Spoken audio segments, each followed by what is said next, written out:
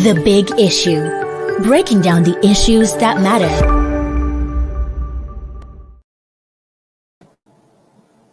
Hello everyone, welcome to Leadership Podcast. And of course, we're here again for another edition of The Big Issue.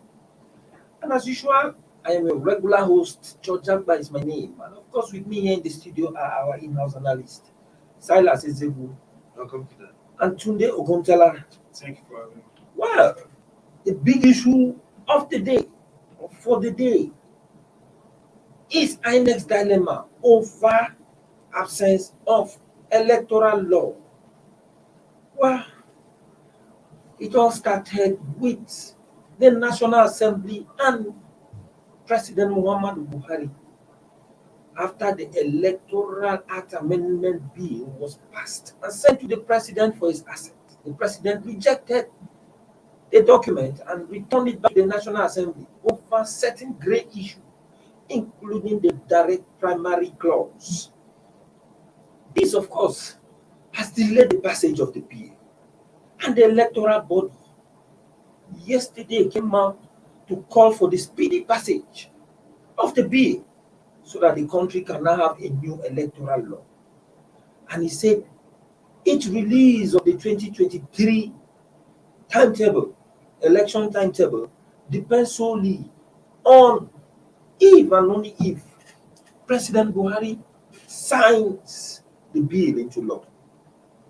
That has raised so many questions, and most Nigerians are wondering how can the release of election timetable depend on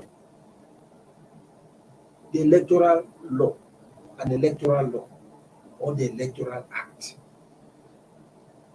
Of course, today, thank God we're here, very close to the commission. The first question is it right that INEC is saying so? And the passage, I mean, the release of its election timetable for the 2023 general poll depends solely on the signing of the bill into enact the Electoral Act. How possible is that? First, the fact is, this is a very busy time for the commission, owing to the fact that they have several off-cycles election as well as several by-election to conduct during the year, that of Osun and Ekiti State. So, sequel to this, the commission wants to get it right. They don't want to keep going back and forth on the issue of the Electoral Act Amendment Bill. So they are saying, by the time you give us this electoral bill, it has been passed and as well assented by President Muhammadu Buhari, it will give them a clear view of how they will act ahead of the 2023 general election. So it's not bad, going to the fact that election is a very crucial part of the nation's nascent democracy. Over the years, we've not really get it right in terms of election. So for them to ask for this and say that the conduct or the timetable for the 2023 general election is dependent on the passage of the election, it's not really a bad one.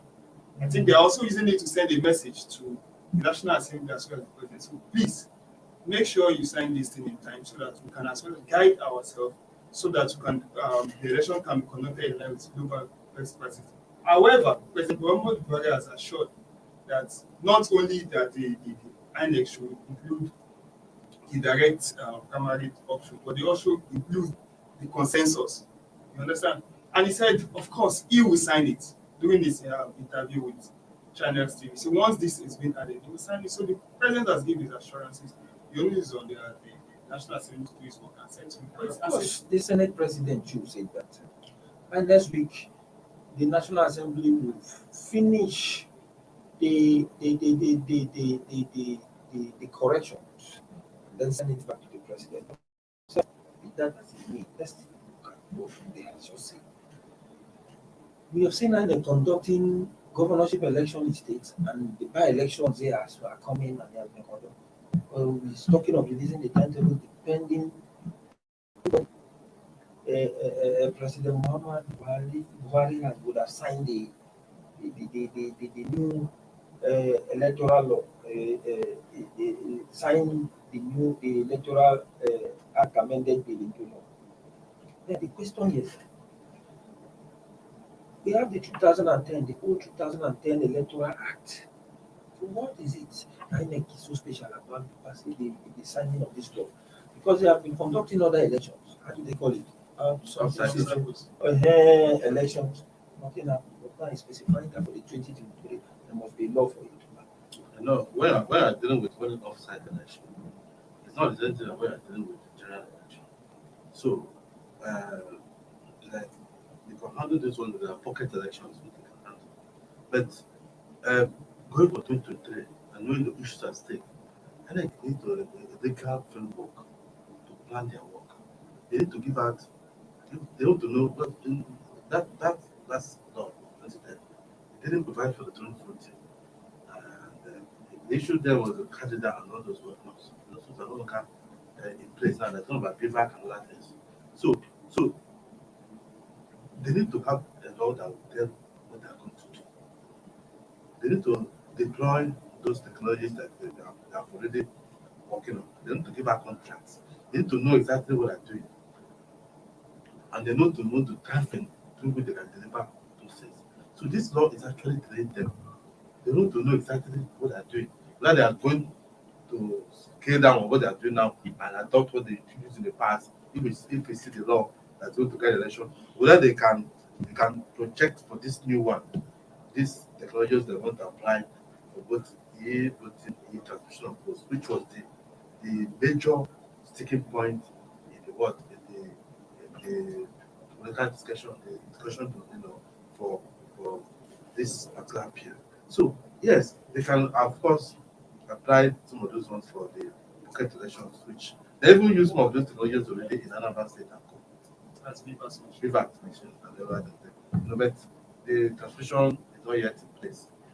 But these are things they need to have in place to deliver. And I'm very, very, I'm beginning to, not just that, I'm beginning to like INEC, to have more confidence in their focus. Have a focus to deliver credible elections. That will surpass what had in the past. Jega did what he did, and people commended it. But I think they want to take it a bit further by having this technology in place, and then this law will give them the framework to act. The way they put it, they didn't really put it as a threat. They only show that they are waiting on it because they need it to act. They didn't say we won't have this. They said the ones that they were putting them once this law is passed, they raise the timetable. They will look at the law and they now know when they can achieve certain deliverables along the election chain that's coming up in 2023. That will end up with the presidential election. I think we're already looking at February next year. So they'll have just 1 year to get so they say, I think what they want to show is that they need to scale up the timing. This government should not sit on it. Let me tell you something. Don't be surprised that none of the organizations don't like free and fair elections.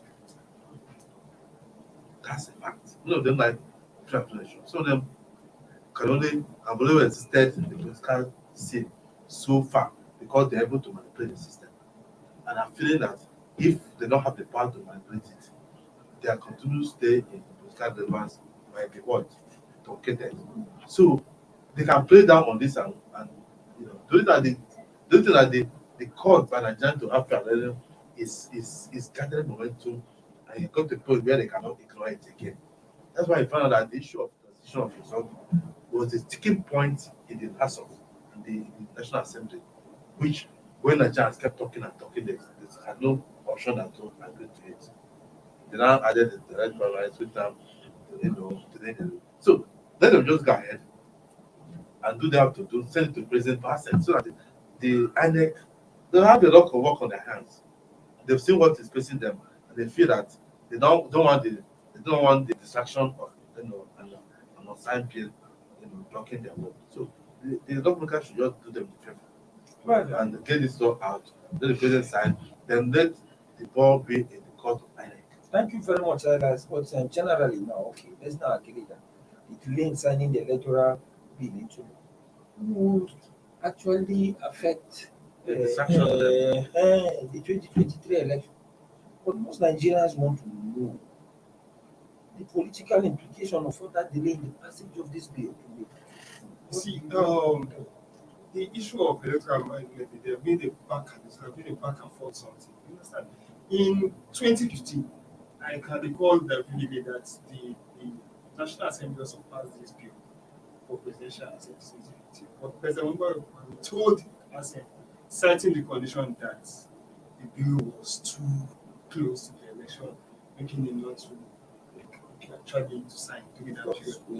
But the question that we can easily ask is, why don't he really make this known that, okay, because indirect primary was being deleted, that is a major reason why, not citing that because it's close to the election.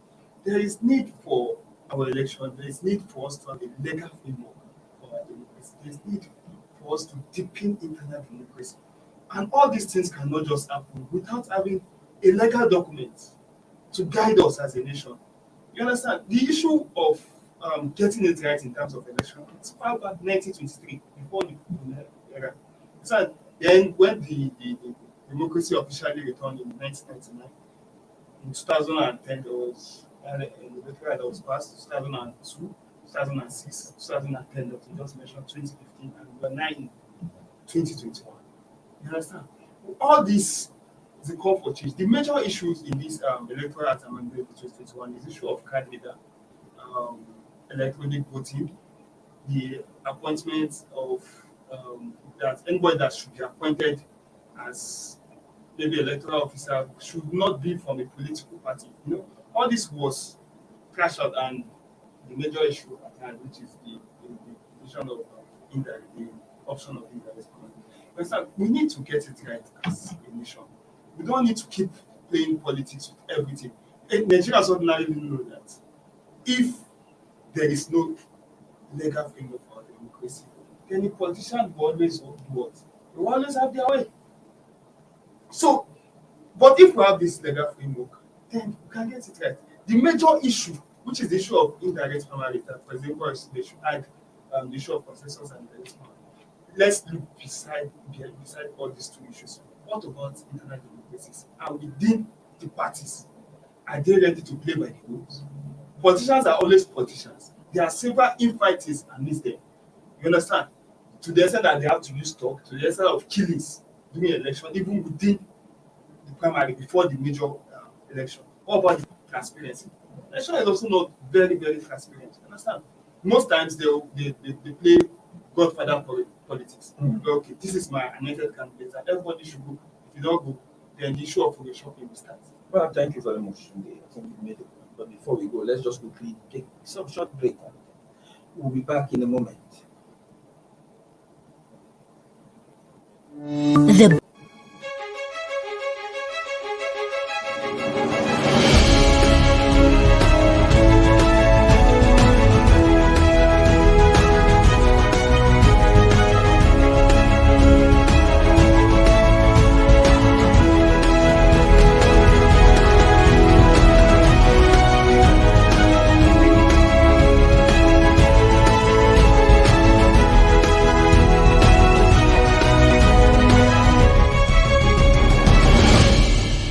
The big issue.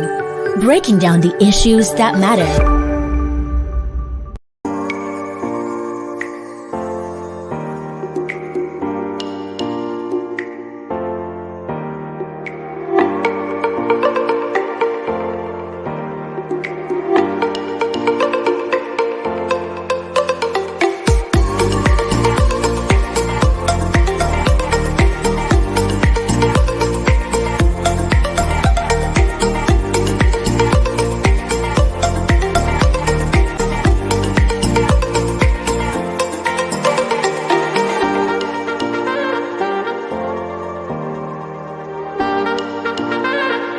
For sponsorship and advert placements, please contact 080-3688-6158. Last Word Leadership Podcast Studio. You have the last word.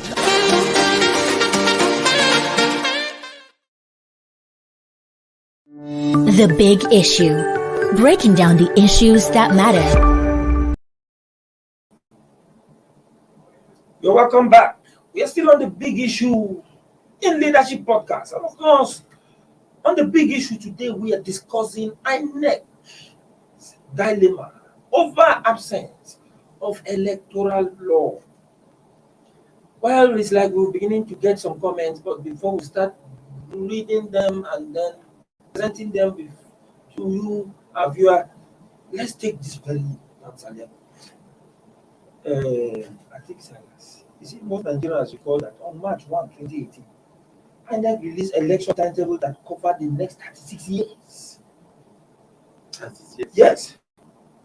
Wow. On March 1, 2018, they released a timetable that this will cover for the next 36 years. So now, what happened to that very timetable? That INEC is now saying that the 2023 timetable depends solely on the new electoral law. Well, that's 20 years, 36 years. 36 years. That's a projection. 2018. But what they're trying to do is also, okay, so we should have an presidential election. Why? We should have 30 days to carry in that kind of predictions. But they cannot, in that, I'm not saying that, and I'm sure they cannot specify on which dates that this thing can come up. Those ones, these dates now, they can just put a broad framework that the election should be held this one, session election for this one, you have come after. You know, there's even a issue of which one comes first, the big issue. You know, that presidency comes first, the governorship. So I think what I've done in that projection is to say, okay, this local government should come at this time. If it's part of the bill, Senate can come at this one, governors can come. Then after 1 or 2 weeks, then they give space for litigations and all these ones, so that by the time they're having the presidential election, then have like 3 months to hand over. So that way they can have their bed. When it comes to the issue of details, they know they can work. They could have worked all the calendar from that to 30 to like 6 years. It's really a management. Yeah, it's just a management tool for planning. But when it comes to details, every election cycle have they bring out the timetable that will correctly identify the particular days of the week. I have to also look at the days that are coming that are born for days of obligation. Those ones have to be catered for in the timetable of the election cycle that I mentioned. The other one of the CC just a framework, a timetable framework for planning. We're going to come to details. That's why they're asking them to pass it so that because the they use now will not be the they use in that system. So whatever I do, I cannot take care of the GS system from that time. So this one I thought is just from the details of between now and 2023. So that's what I look at. Well, now the Senate President has assured that by next week, the National Assembly will do all the necessary amendments and corrections pointed out by Mr. President. Then it will now go before the President for his assent. But some Nigerians are now saying that, please, this time around, before the National Assembly sends a bill to the President, they should be duly informed so that they too will have knowledge of things that are inside that amendment. It will enable them know beforehand that those certain things are not normal there. And they can point it out before sending it to the President. And so that they only have knowledge of that. What the President pointed out for correction that had been corrected, or the National Assembly added or removed. I think they are saying that in respect of in the 2022 budget that was said to be pending, and the President not just signed it, he was signing clauses. So this idea of sending things to the President returning must stop. Nigerians see the National Assembly in passing it to say, we have included this, we have removed this. At that stage, there should be that room for people to now comment that, no, please go back, do this before you send this, because he might send it back again. So what do you think? Is it normal that Nigerians can have knowledge of what's inside that bill? We are practicing democracy. Democracy is about the government of the people and for the people. You understand? So since we are practicing democracy, the electorate challenge It's in the bill. It is their right to be properly enlightened. You understand? So the onus now is on INEC as a body to, okay, this is the bill, and the national collaboration with the national assembly, and let Nigerians know what is inside. I was told the other day that if this electoral bill was passed, did I know the effect it would be on? And the simple reason is because I have not had access to this bill. If I have this bill and I read it, I will know that, okay, yes, it is right. Okay, everything here is okay, and I see no reasons why I should ask this. Everybody needs to be totally educated. You understand? If we are not educated, as it is now, Americans are just like they are not really not about the provisions inside this bill. So they need to be educated. It's their right. And it's not. Well, silence the aspect of Nigerians having knowledge on the past the National Assembly before reaching the president for his assent. You agree with that? There's no harm in that. In fact, if they truly see that representing us, we should know what they do. Because the person that did that permanent and that is implemented publicly. Once, two people are there that one. So by the time we have people produce organization management, so that legal and social implications of things, if they have thought about it and spoken about it, also they know that guided in the way they decide what they do. Okay. So there's no point, there's no need for them to put everything on that and take a secret document. So it will be a document that concerns all of us. I think so. That's not about it. The work should not be shrouded in secrecy. The law, publish it, then everybody who is interested will go and I know they also do public hearings, regional hearings about those people. But by the time they collect everything, that came in from all those hearings, and it now appear. We should know about it. There's nothing wrong with that. Well, we are beginning to see some signs of comments there, and of course we have Abdullah. Say, I am Abdullah Himena, watching you live on Kano. Thank you for that comment. It's just telling us that it's watching.